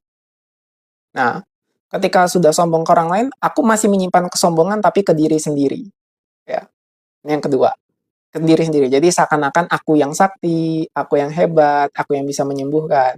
Nah, poin ketiga itu kesombonganku hilang, kesombonganku lenyap, tapi masih ada aku yang membersamai klien. Masih ada aku, masih ada rasa si aku yang menterapi klien. Masih ada si aku yang membersihkan pendaman emosi atau membersihkan trauma-trauma klien. Tapi masih ada akunya. Nah, sekarang di fase keempat adalah ya nggak ada aku, nggak ada kamu, hanya ada kesadaran. Maunya gimana? Selesai ya gitu kan. Jadi bukan soal aku, bukan soal kamu, hanya ada kebersamaan, hanya ada kehadiran, hanya ada kesadaran. Jadi kerjasama nih. Misalnya kalau misalnya ada klien sekarang, kalau ada akunya tuh bukan lagi dari sumber keterpisahan, tapi hanya ada kesadaran itu. Bisa bedain nggak? Kayak kalau misalnya aku yang dulu kan masih di fase ketiga juga masih ada aku, tapi aku nih karena kalau nggak ada aku kamu nggak sembuh. Walaupun ini udah nggak lagi dari kesombongan, tapi masih ada si aku yang kayak ya ini dengan bantuanku ya, dengan usahaku juga, dengan ilmuku, dengan pengetahuanku, dengan teknikku kamu bisa sembuh. Walaupun dengan nggak, walaupun dengan rasa nggak ada rasa kesombongan, tapi kan masih tetap ada aku kan, masih ada ego tetap ya. Nah, sekarang di fase keempat, tekniknya sama, fasenya tetap sama, tapi nggak ada aku. Bisa disadari nggak ya? Bisa dipahami. Semoga bisa dipahami ya. Masih bisa. Jadi dan lebih enak. Di fase ketiga waktu itu aku dengan mengandalkan teknik, dengan gabung-gabungin teknik, dengan membersihkan pendamannya, gitu kan. Banyak macam teknik yang aku gabungkan supaya klien tuh sembuh, supaya pulih gitu. Sekarang ya gampang, otomatis dengan kesadarannya naik, dengan kesadarannya vibrasinya, frekuensi energinya itu naik gitu ya, naik tingkatan. Maka memandang problem, trauma, dan masalahnya itu juga kecil. Dan gampang kalau misalnya dibersihkan dengan teknik yang mana itu ya udah tinggal dilakukan sendiri, maka lebih cepat gitu. Lebih lebih cepat bagi klien dan lebih sedikit sesi terapinya. Kalau misalnya dulu mungkin butuh sesi 4 kali gitu kan dalam sesi hipnoterapi, mungkin sekarang ya sekali dengan kesadaran. Ya nggak apa-apa, apa maksudnya dia dulu bayar 4 kali, sekarang sekali ya nggak apa-apa. Yang penting bermanfaat kan untuk dianya. Makanya aku harus cari cari pekerjaan lain.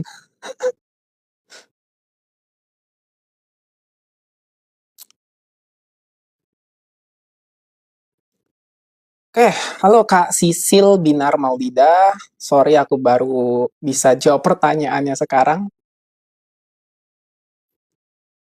Masih ada nggak kakaknya ya? Kan aku satu-satu, tapi ya oke lah. Aku jawab ya. Kadang pikiranku berisik ketika aku cuma mau tiduran, kayak nonton film ke sendiri. Iya, semakin kita tidur, semakin kita mau tiduran, mau santai. Terus pikirannya berisik kan? Kenapa? Ya, karena selama ini dibiarkan pikirannya terus mengambil alih, terus mengintervensi. Jadi kayak nonton film sendiri. Berarti saatnya praktek sekarang, ya kan? Sebenarnya maunya apa ya pikiran itu? Banyak maunya. Pikiran tidak akan selesai. Nanti menyesali keadaan masa lalu, ketakutan terhadap masa depan, jadi khawatir, ya. Bahkan pikiran juga yang memberikan pesan bahwa semua masalah pendamanmu, traumamu, itu ada di dalam, silakan dibersihkan. Bayangan-bayangan itu harus dibersihkan, ya gitu kan. Ya, makanya penting untuk disadari itu ini. Karena kalau misalnya aku jawab lagi dengan pikiran bahwa sebenarnya maunya apa ya pikiran itu. Gitu. Ini kan kalau dari ladang bisnis enak kan, dari ladang terapi kan. Oh sebenarnya maunya apa pikiran itu? Butuh diterapi. Kalau mau terapi ke saya, enggak. Aku enggak bilang begitu. Jadi poinnya adalah kalau aku sekarang ya dengan kesadaran ini ya cukup disadari, tekniknya bisa belajar sendiri. Oke? Okay? Bisa dipraktekkan dengan kesadaran yaitu pertama ketika mengalami pikiran yang lalu lalang, yang lewat tadi, yang berisik tadi, coba dibarengi dengan nafas Di saat yang bersamaan, sadari nafasnya. Itu yang pertama. Ada satu teknik lagi, tapi ini bukan teknik untuk pemula. Takutnya, ketika tidak terbiasa untuk melakukan dua gerakan ini, karena satu pertama nafas, yang kedua adalah mata periferal, dan periferalnya bukan mata condong ke depan, tapi fokus kesadarannya ke atas dikit. Matanya tetap ke depan, tapi kesadarannya ke atas. Nah, bingung kan? Bingung. Awal-awal aku juga susah loh untuk praktekan itu. Karena pernapasannya satu, kedua untuk periferal mata, dan matanya itu mata tetap ke depan, mata nggak bergerak, tapi kesadarannya ke atas dikit. Wah, itu agak susah. Nah, kenapa? Dengan kesadarannya ke atas dikit tadi, pikirannya lenyap, atau pikirannya tampak gitu, yang lewat, yang tayang, yang kayak tulisan, yang kayak mobil gitu. Nah, itu. Tapi karena ini susah, aku nggak mau berikan teknik ini, mengajarkan teknik ini di awal, karena kalau dua-duanya ini malah jadinya pasti buyar gitu ya. Maka sadari dulu dengan nafas. Itu doang.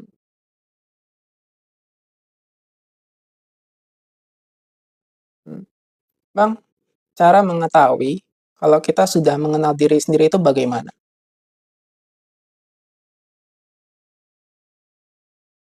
Oke, cara mengetahui kalau kita sudah mengenal diri sendiri itu bagaimana? Diri yang mana?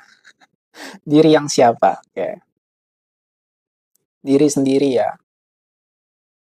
Ini pertanyaannya pertanyaan yang bagus-bagus dari tadi ya. Dan pertanyaannya udah dalam. Ini sudah masuk dalam pertanyaan untuk pengalaman sebenarnya. Aku nggak tahu ya apakah memang dari awal ini sudah banyak yang ikut gitu ya.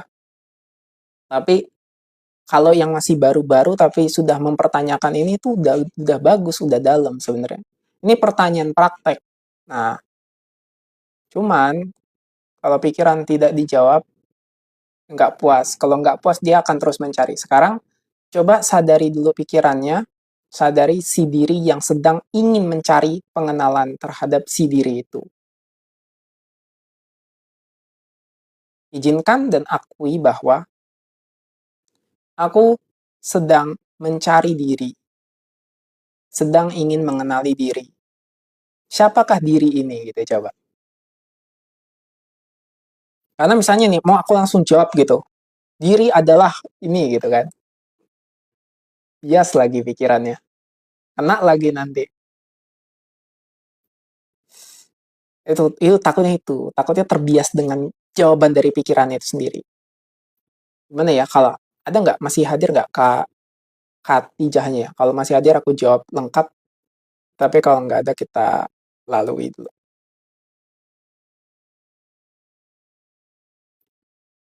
Kita lalui dulu ya. Bang Her, praktek di mana Om? Ini praktek siapa? Praktekku, praktek tempatku, atau ini tentang praktek kesadarannya untuk diri sendiri? Kalau praktek di mana? Kalau pertanyaan Anda, kamu untuk praktek di mana, bisa bebas dimanapun. Tapi kalau praktekku ya, izin praktekku gitu ya, sebagai terapis, sebagai hipnoprana terapis, itu di Pontianak.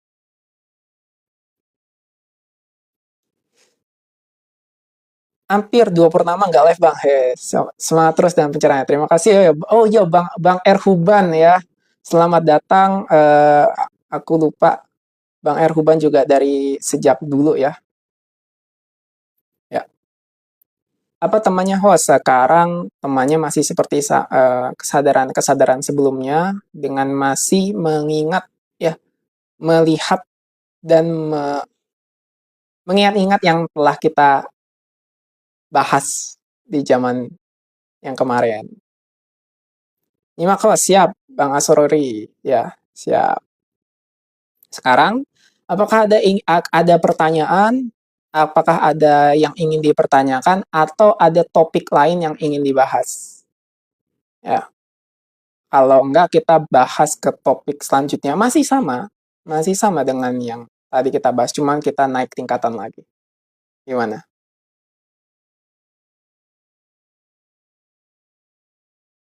Sambil aku lihat-lihat ini yang hadir, masih ya, halo Kak.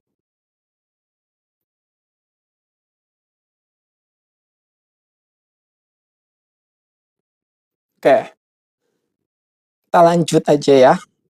Esensi, sebenarnya malam ini kita bahas tuh tentang esensi puasa ya teman-teman. Nyinggung sedikit tadi yang kita bahas di awal bahwa puasa itu esensinya apa ya, ibadah, ritual yang selama ini mungkin bagi yang Islam ya khususnya, esensi daripada seseorang yang telah meyakini bahwa ternyata ibadah puasa ini itu merupakan ibadah yang wajib gitu ya. Nah, ini kita disclaimer bahwa ini adalah dari kesadaran, maka poinnya bukan soal nggak ada yang salah gitu dengan puasanya.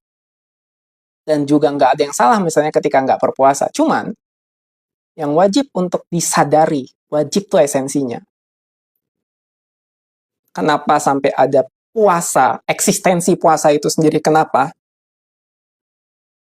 Ya karena dengan berpuasa, maka kita lebih bisa mengalami ruang huni tubuh. Nah, ini sebenarnya tadi bisa juga menjawab sebagian dari kenapa mengenal diri gitu. Bagaimana caranya? Meditasi, puasa. Karena puasa itu baru, tapi puasa itu untuk mengenal ruang huni tubuh. Gitu. Sehingga itu baru salah satunya ya. Karena kalau mau bahas dari tokoh atau sosok ya, seorang yang telah membawakan ibadah ini, itu itu sangat kompleks.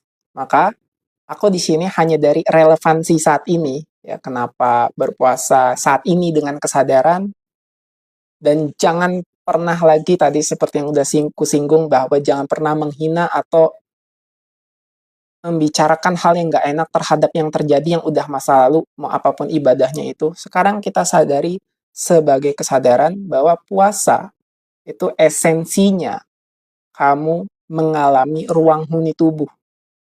Kamu mengalami, ya rasanya tidak makan itu enak loh teman-teman.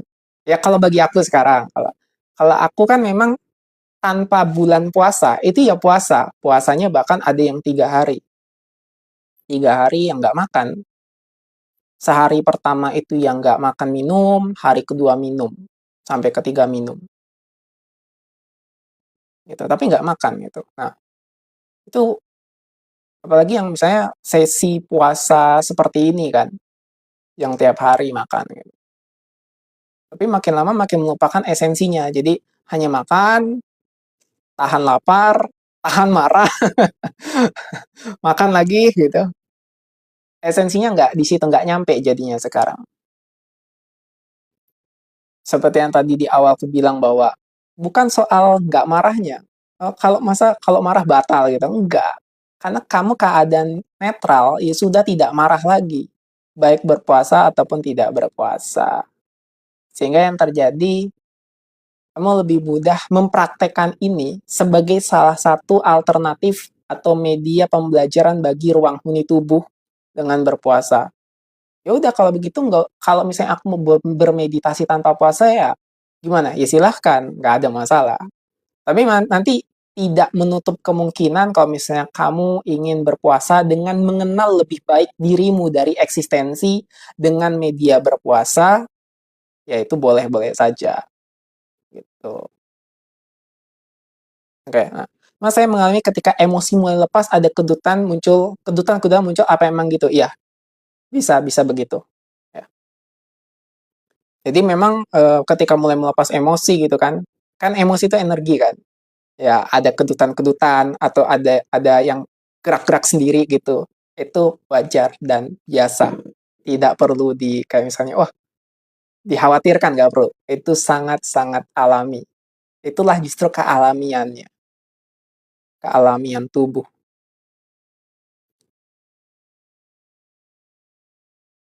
Oke, bentar.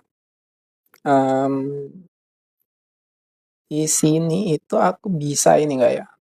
Kayak kayak kemarin itu mau nampilin gambar itu gimana ya? Aku lupa. Aduh, aku lupa gimana ya. Oh, ini. Coba dulu. Oh, oke. Oh, bukan ini, bentar ya. Aku coba mau nampilin gambar dulu, teman-teman. Biar ini, apa namanya, biar 15 menit terakhir kita tuh ada gambaran gitu.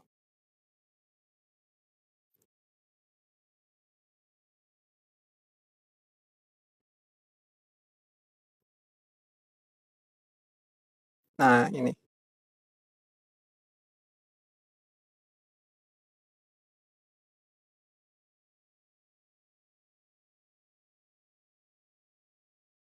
Yang ini aja dulu, oke. Biar kita lihat dulu bahwa apa kaitannya pikiran dan perasaan itu secara medan elektromagnetik itu. Ada elektromagnetik dan ada electrically. Ini nampak nggak nih? Kalau di sini, sini aja lah ya. Oke. Nah, kan ini teman-teman, jadi kita bisa lihat ya pembahasan 15 menit terakhir kita tentang apa sih dampak ketika kita terlalu lama memendam pikiran dan pikirannya kita pendam dengan ribuan pikiran itu menjadi sebuah emosi dan emosinya itu dipendam dan menyangka bahwa segala sesuatu yang kita sebut sebagai emosi itu adalah diri kita. Ingat, dalam kesadaran kita bukan emosi, kita bukan tubuh, dan kita bukan pikiran itu sendiri. Kita sadari semua itu bukan bagian dari bukan diri kita, itu bagian daripada diri kita. Ya. Nah, jadi ketika kita menyadari bahwa lihat di gambar bahwa heart itu rasa, emosi, perasaan. Ya, rasa itu 100.000 kali lipat lebih kuat secara elektrikal, ya, secara listrik. Nah, dan 5.000 kali lipat secara magnetically atau gelombang elektromagnetik dibandingkan dengan pikiran. Jadi, makanya orang tuh lebih banyak gitu bercengkrama dengan emosinya. Kenapa? Karena emosi itu yang lebih membuat energi ini bergerak. Makanya namanya emosi. Emosi itu apa sih? Straight motion. Energi motion sebenarnya. Emosi itu energi motion. Energi, karena kita adalah energi, yang menggerakkan kita adalah energi, maka fondasi atau yang menjadi supir penggerak diri kita hidup ya emosi itu sendiri kan. Emosi sebenarnya. Dengan emosi, kita bisa lebih terkoneksi dengan kesadaran kita. Maka, bagaimana jika emosinya itu menyimpan banyak sekali pendaman? Ya, misalnya satu emosi aja, misalnya satu emosi ketakutan. Berapa banyak informasi dari pikiran yang lewat ketika emosi ketakutan dipendam? Lalu pikirannya tuh berapa banyak yang bisa tayang coba? Takut mati, takut ini, takut segala macam ditakutkan. Segala ketakutan itu muncul di pikiran secara otomatis, muter-muter, tayang aja. Aduh, pikiran, banyak sekali, stres. Dan emosi bukan hanya tentang satu. Kalau sudah menyimpan satu emosi, akan menyimpan emosi yang lain. Kebencian, kemarahan, dendam, kekhawatiran, ya kan? Dan semua emosi itu ya menghasilkan ribuan pikiran lagi. Jadi pikiran-pikiran akhirnya tayang di kepala semrawut. Apa nggak stres orang? Apa nggak stres yang namanya manusia ini? Coba bayangkan ya. Bukan bayangkan lagi, ini kenyataan. Udah dialami itu, ya kan? Siapa di sini yang nggak pernah stres coba? Pasti stres kan? Ada stresnya, ada emosinya karena ada pikiran. Ya itu, apalagi ya pikiran itu dipengaruhi perasaan dan perasaan dipengaruhi oleh belief itu ya. Sebenarnya masih ada belief atau sudut pandang tuh luarnya itu ada tubuh energi ya, tubuh cakra. Jadi sebenarnya kalau dalam sesi terapi itu ada yang diperbaiki atau ada yang diselaraskan yaitu tubuh energinya. Dengan menyelaraskan kesadaran atau tubuh energinya ini dengan frekuensi yang lebih baik, maka emosinya juga akan membaik. Itu yang disebut dengan titik-titik cakra gitu kan. Lalu ketika titik-titik cakranya itu sudah selaras, emosinya itu mulai stabil, maka pikirannya juga mulai mengisi informasinya dengan ya kurang lebih netral gitu. Ada pikiran negatif, ada positif, dia jadinya nggak semrawut, dan ujung-ujungnya kalau kita semakin menyadari pikirannya, lama-kelamaan hanya kita butuhkan, hanya saat kita butuhkan pikiran itu tayang. Mungkin ada beberapa kali tayang muncul pop up gitu ya, kayak notif ting gitu.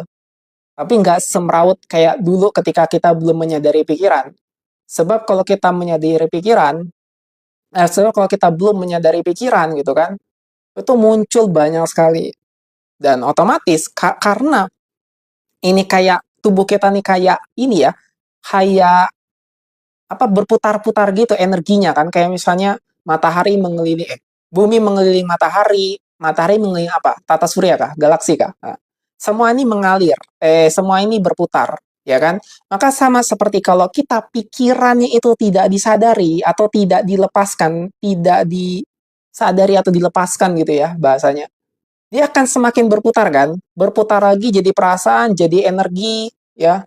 Jadi muter-muter aja di kepala itu, akhirnya apa yang terjadi? Gumpalan, tendaman, apapun sebutannya itu. Ketika semakin lama semakin berputar, ya semakin menjadi pola. Semakin menjadi sebuah rutinitas. Dan akhirnya itu yang menjadi sifat, karakter seorang. Kenapa ada orang jahat? Ya, kenapa ada orang baik gitu kan? Ya, karena kesadaran itulah bagian dari kesadaran semua itu yang selalu berputar, menjadi pola tanpa henti. Karena tidak pernah menyadari pikirannya, tidak bisa membreak atau menghancurkan pola lamanya. Nah, jadi semakin berputar pula, semakin kuat rutinitasnya, semakin kuat polanya, semakin kuat perasaannya, gitu kan? Semakin berputar, semakin kuat, akhirnya ya semakin menjadi barulah ini dikaitkan dengan hukum-hukum semesta kayak hukum polaritas, hukum tarik-menarik, hukum konversi, hukum konsekuensi. Semakin dia berputar ya pola-pola lamanya itu dengan pola negatif, dia akhirnya menarik semua energi, semua realitas ke dalam dirinya gitu. Maka muncullah kayak istilah-istilah, oh orang itu satu frekuensi, orang buruk satu frekuensi yang dengan yang buruk gitu. Orang baik frekuensi gitu. Yaitu kita sadari juga sebagai narasi aja gitu. Nggak perlu, kita cukup main-main aja. Tapi kalau kita tuh mau menyadari semua istilah dan informasi ini sebagai sebuah kesadaran, bukan sebagai keseriusan gitu ya. Maka kita bisa lihat juga di sini, oh ternyata begitu. Berarti aku bisa menyadari pikiranku, bisa sadari pikirannya. Biar nggak terus semeraut, biar nggak terus semakin stres, biar nggak terlalu ujung-ujungnya mendominasi, mengintervensi kepala kita, hidup kita, semua fasilitas atribut yang sudah diberikan kepada diri kita sebagai kesadaran, tapi kita menyangka bahwa kita pikiran itu. Otomatis semakin terpisahlah dengan kesadaran, akhirnya menyatu dengan semua emosi itu, sombongan terjadi, kemarahan terjadi, aku yang hebat terjadi, aku yang lebih baik itu terjadi. Aku, hanya ada aku. Itulah, makanya mulailah aku ini kan sering banget itulah dikaitkan dengan sifat iblis kan ya. Iblis itu simbol sih.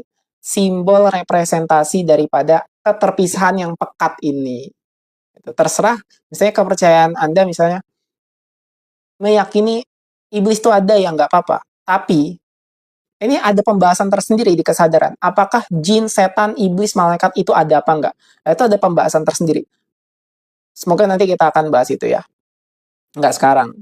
Biar enggak double-double campur materinya, topiknya.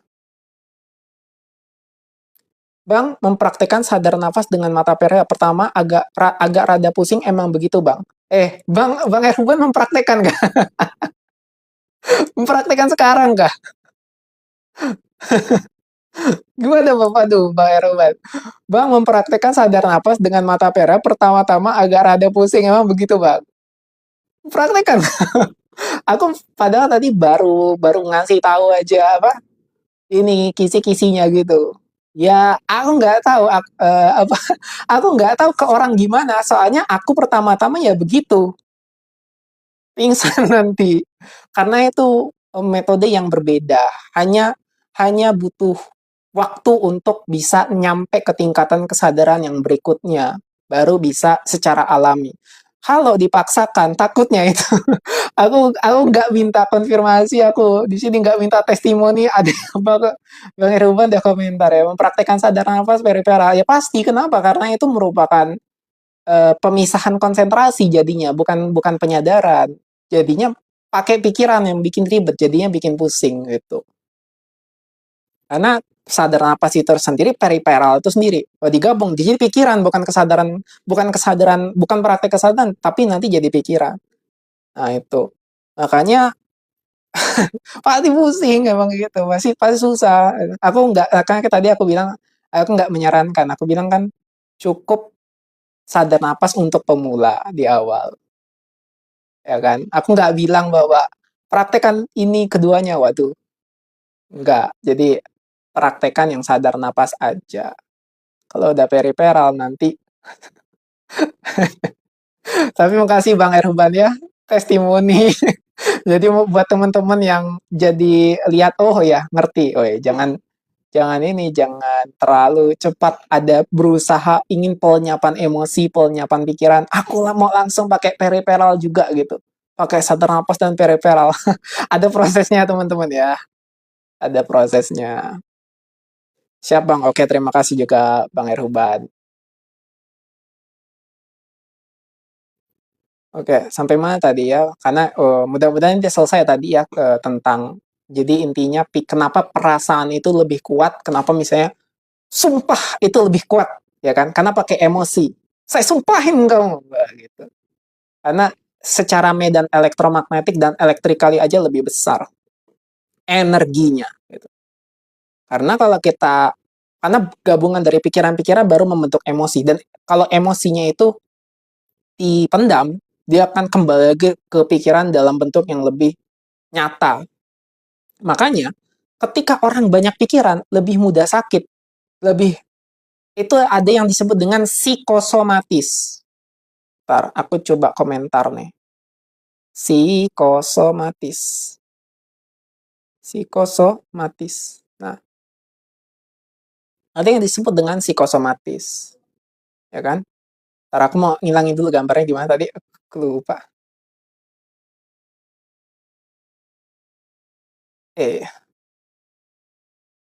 Sebentar. Oh ini, ntar ya, aku hilangin dulu gambarnya. Bye-bye, thank you. Nah, oke, sekarang berarti kita bisa lihat bahwa tadi karena pikiran itu ya, semakin tidak disadari, dia akan menjadi semakin berat, menjadi semakin padat gitu. Maka yang terjadi kenapa orang stres tuh rentan penyakit gitu ya. Baik penyakit fisik yang memang nyata ataupun psikosomatis. Apa itu psikosomatis? Psikosomatis adalah sensasi fisik, sensasi yang real, nyata fisik penyakitnya itu dirasakan tubuh, tetapi ketika dicek secara medis, itu nggak terjadi apa-apa. Ya semoga, tapi kalau dibiarkan, misalnya psikosomatis itu dibiarkan, maka ada potensi untuk menjadi penyakit yang real juga. Nah itu bahayanya. Anggap aja bahwa memang mau psikosomatis atau memang penyakit physically, itu sudah menjadi konsekuensi atau efek daripada pendaman rasa dan pikiran. Maka kesimpulan pada malam hari ini adalah sama seperti materi kita yang sebelum-sebelumnya adalah sadari pikirannya, sadari rasa dan emosinya. Sensasinya seperti apa biasanya Bang? Sensasi psikosomatis itu penyakit fisik yang misalnya ya, contoh, dia sakit kepala menahun, sakit kepala yang tidak kunjung selesai, tapi dicek ke dokter, nggak ada masalah, dikasihlah obat, makin stres. Padahal obat itu bukan solusi. Ada lagi yang sesak nafas, ada lagi sakit perut atau sakit GERD, sakit mah, ada lagi yang merasa kecekek, macam-macam, ada yang sakit punggung. Dicek tuh semua ke dokter, tapi dokter nggak menemukan apapun, malah ditambah masalah dengan dikasih obat. Obat penghilang stres, obat penurun pereda stres, obat tidur, dan sebagai macam mana lainnya itu. Nah, makanya obat bukan solusi, kecuali memang itu obat sebagai uh, perawatan. Maksudnya memang sudah ada penyakit fisiknya. Tapi kalau masih bersifat psikosomatis, disarankan untuk satu terapi atau ya berkesadaran. Kalaupun belum aware, belum familiar dengan kesadaran, ya silahkan meminta bantuan profesional seperti terapis, baik hipnoterapi, baik yang menangani apa yang memang spesialis kesadaran gitu ya. Ya itu silahkan begitu. Oke, semoga menjawab. Terima kasih teman-teman. Sudah jam 10. Apakah ada pertanyaan? Kalau tidak, kita akan tutup sampai di sini.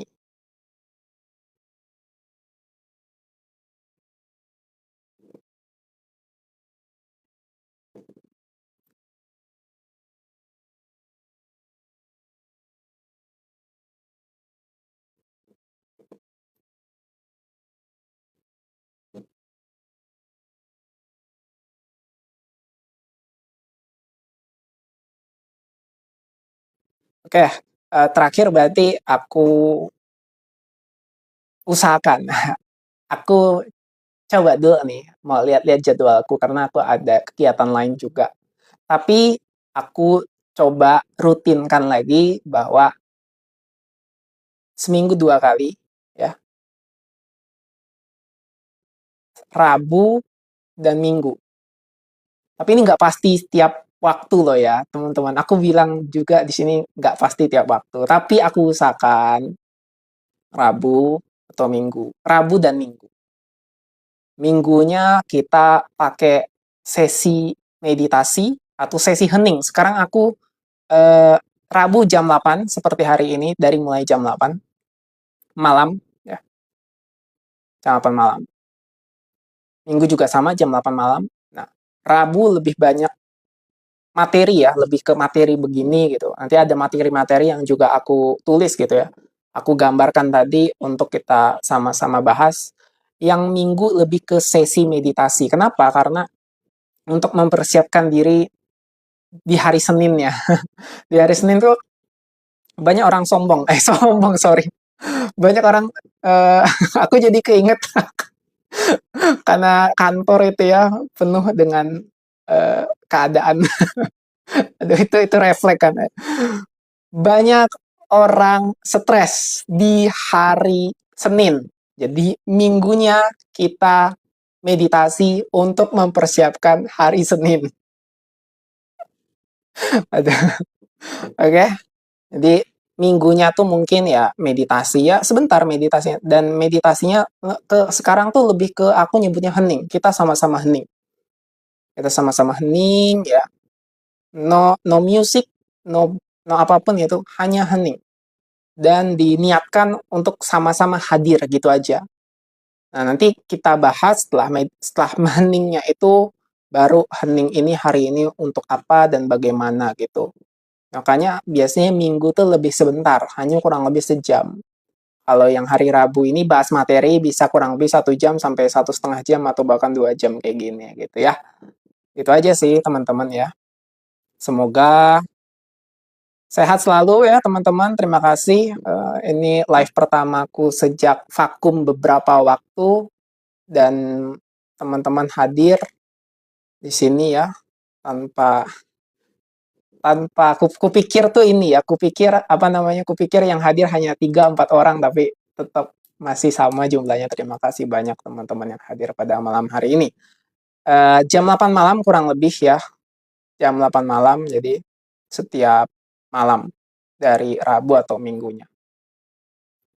Oke, aku ucapkan juga terima kasih, sehat selalu buat teman-teman. Sampai jumpa di kesadaran-kesadaran berikutnya. Selamat malam dan selamat beristirahat. Thank you.